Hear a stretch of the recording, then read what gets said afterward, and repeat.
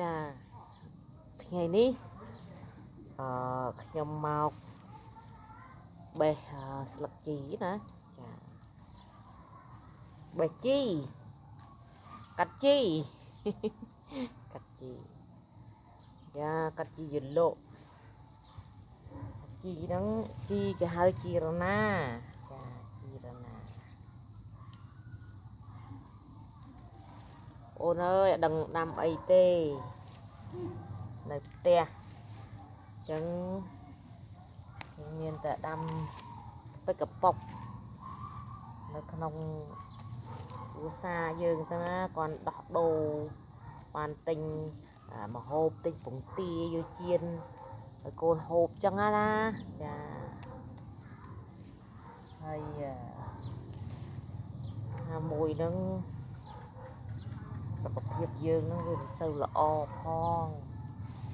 ធ្វើការបានពេញលេញអីទេចាអញ្ចឹងមានតែធ្វើការតិចតួចនៅក្នុងជុំវិញផ្ទះយើងដាំដំណាំទៅដើម្បីឲ្យយើងមានគេហៅថាបញ្ចេញអីបញ្ចេញ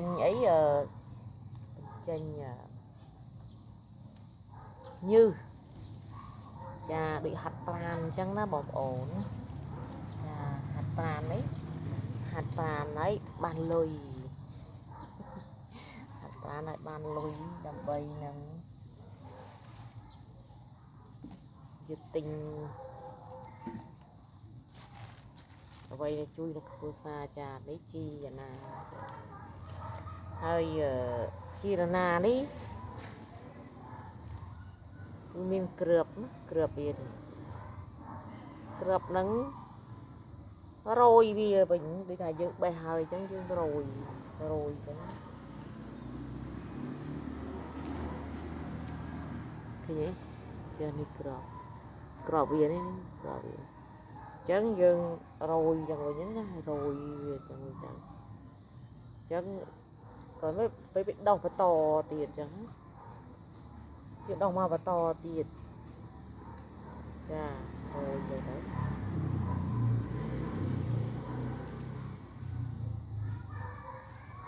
ពេលយើងស្រោចទឹកទៅវាដោះបន្តទៀតហើយចា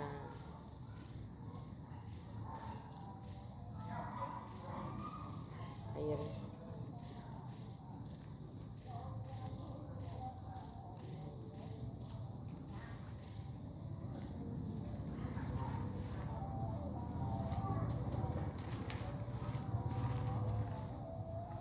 អានេះធន់នឹងទឹក